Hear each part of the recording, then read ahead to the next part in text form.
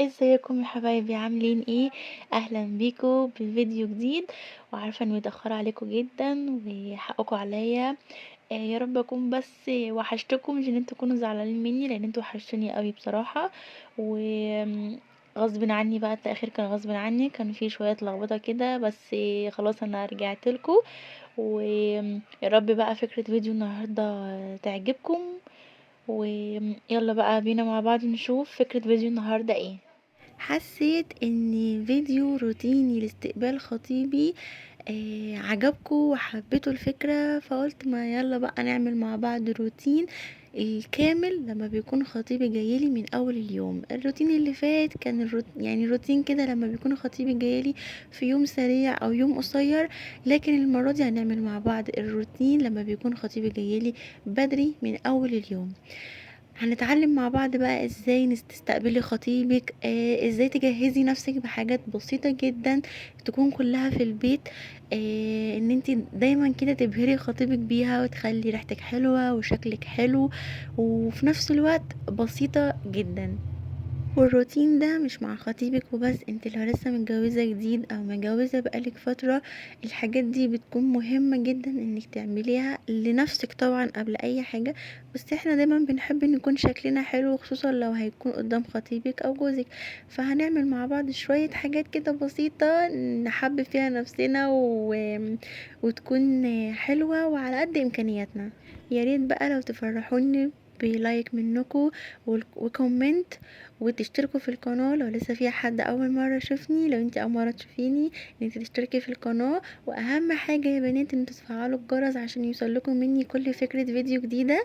ويسعدني يشرفني جدا طبعا اي فرد جديد كده ينضم لعيلتنا.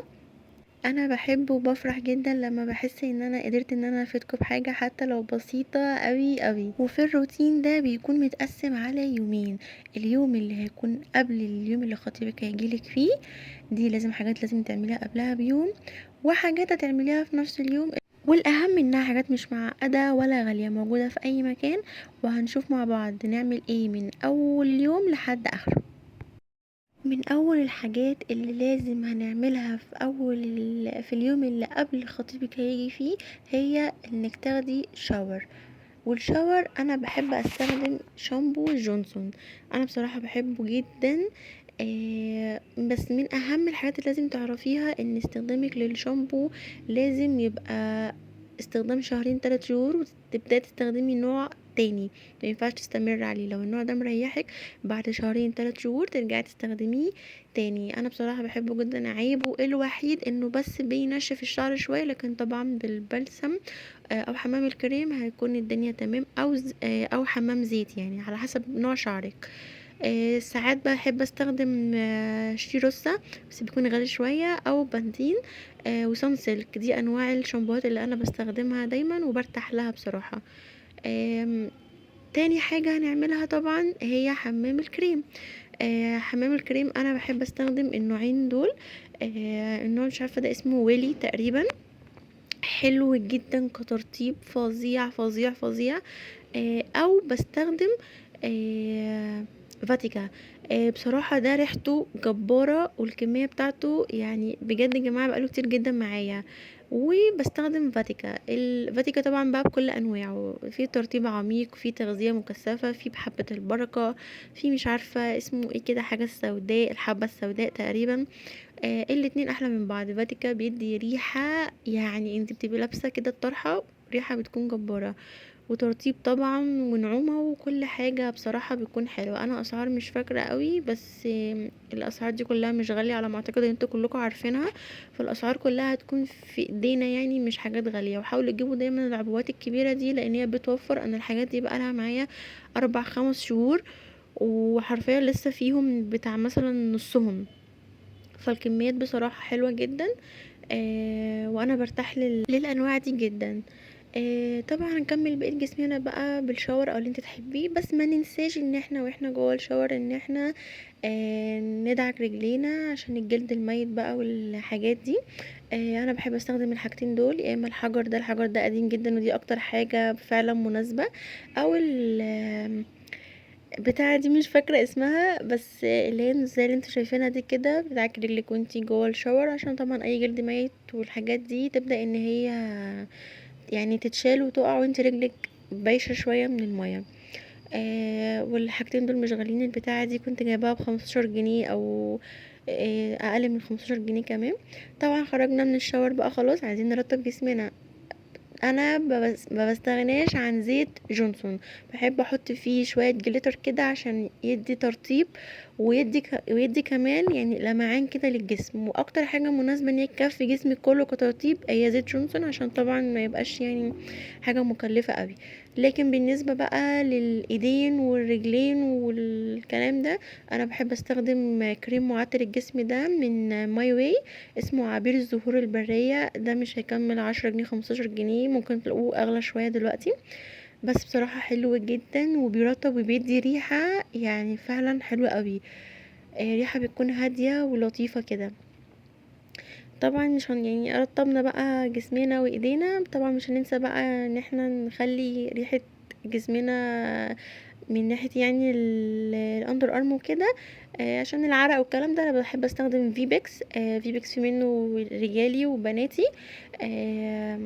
بصراحة حلو جدا وبيقعد 24 ساعة ومبيبقاش فيه اي يعني ريحة ولا فيه اي عرق او الكلام ده خالص، حلو جدا. هو غالي شوية بس يعني هي نقطة منه صغيرة بتبقى حلوة للاستخدام، يعني انت متحطش منه حتة كبيرة او الكلام ده. لا، هو فعلا نقطة صغيرة بتديكي النتيجة اللي انت عايزاها واحسن كمان. آم، كترطيب بقى ان انا بعد ما خلاص عطرت جسمي وكده، عطرت ايدي والكلام ده، بحب ان انا ارطب تاني يا اما جليسرين او الفازلين. انا بصراحه الاتنين دول بحبهم جدا، ما بحبش استخدم اي كريمات، بحب الحاجات الطبيعيه دي بتكون اكتر يعني بتديني نتيجه حلوه قوي. الجليسرين والفازلين طبعا غير الترطيب هما بيبيضوا اصلا الايدين. بس تستخدم يعني الفازلين ممكن على بشرتك، لكن الجليسرين لا. للشفايف بقى ال يا جماعة زيت الكاكاو دي لو لقيتوها، انا بقول زيت الكاكاو عادي، ما بحبش اقعد اقول بقى اسامي كده ملهاش لازمة. لو لقيتوها هاتوا منها 2 3 4 شيلوها عندكم، انا مش لاقيه منها تاني. حلوة قوي بصراحة، بتدي لون كده طبيعي للشفايف وبترطب جامد جدا يعني. والله ترطيبها انا ببقى مستغرباه كده. الحاجة كانت عمالة تقع معرفش فيه ايه. تمام، احنا خلصنا بقى كل الترطيبات واللمعان والروايح والحاجات الحلوة دي كلها. هنخش بقى على ايه؟ اي تنظيفات كده محتاجة انك تعمليها في وشك، يعني مش هنوضح ايه بقى، بس يعني انتي فاهمة الحاجات دي بتعمل بيها ايه. اي حاجة كده محتاجة تنضفيها في البيت على السريع، طبعا انتي مع نفسك بقى كده. بعد ما خرجنا من الشاور اكيد يعني بشرتنا بيكون بقى ايه حمام بخار طبيعي وكده. بنجيب البتاعة دي حلوة قوي، تبدأي بقى انت تعملي بيها على مناخيرك، على اورتك، على الحتة اللي هي الدقن، اي مكان فيه رؤوس سودا تعملي بيها البتاعة دي، تمشيها كده هتشيلك كل الحاجات دي. طبعا لو تعرفي بقى تعملي ماسك كده في السريع هيبقى حلو جدا، بشرتك هتكون مسامها مفتوحة فهتستقبل منك كل حاجة تفيدي بيها البشرة يعني. اللي مش عارفة الستاند كان ماله فيه ايه رايح جاي والحاجة عمالة تقع، كان يوم غريب يعني. آه خلاص بقى خلصنا كل ده، كنا سايبين شعرنا ينشف والدنيا دي كلها. انا بقى بحب استخدم زيت، ما بحطش كريمات، بحب استخدم يا اما سانسلك يا اما ليزا دوت. وليزا ده لو لقيتوه هاتوه، ما تترددوش لحظة، حلو بطريقة يعني كفاية اصلا ان هو يزيد الجرجير يعني. زيت الجرجير ده اكتر حاجة مفيدة للشعر، حلو قوي قوي. مش عارفة كانت ب30 جنيه تقريبا، ما كانتش غالية. لو مش بلاقيها بستخدم سانسلك، لو حبيت اغير سانسلك بروح جايبه فاتيكا. مش دايما بستخدم فاتيكا بس بحب قوي قوي الو ايفا. الثلاث انواع والاربع انواع دول تحفه جدا للشعر، للبنات اللي بتستخدم زيوت مش كريمات. طبعا خلاص خلصنا المراحل دي كلها بقى. في نفس اليوم بقى اللي خلاص خطيبك جاي فيه هتعملي بقى ايه؟ هتبداي بقى انت تظبطي كده ضوافرك. انا عامله مبرد لضوافر رجلي ومبرد لضوافر ايدي. وتقصي ضوافرك، هتحطي مانيكير حطي، مش عايزه تحطي ممكن تستكفي بان انت تحطي اللي هو المقوي الاظافر ده، يدي بس لمعه كده ويقوي اظافرك شويه.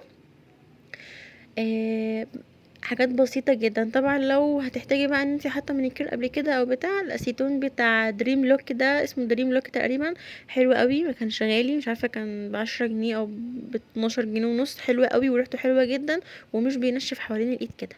خلاص بقى، نحط بقى برفاناتنا وحاجاتنا الحلوه. انا بحب البرفيوم دي قوي، ريحتها هي بنات هاديه، مش فواحه، ما بتبقيش ماشيه كده اللي هو تحسي ان انتي، عشان طبعا البرفيوم مش مستحب، يعني هو حرام ان احنا نحط عشان ريحتنا ما تبقاش ملفتة لحد، بس هو ريحته بتكون بسيطة جدا طالما انتي قاعدة في البيت، فتحطي حاجة تكون حلوة.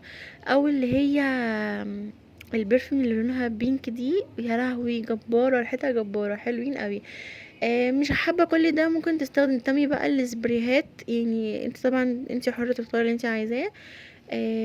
لو مش حابة كل البرفان برفان او سبراي، ممكن تجيبي بقى اللي هو المسك دوت، تختاري ريحة مسك تكون هادية تليق يعني كبنوتة، لان ريحة المسك بيكون قوي شوية، ان انت بقى تجيبي المسك وتحطيه في اماكن النبض.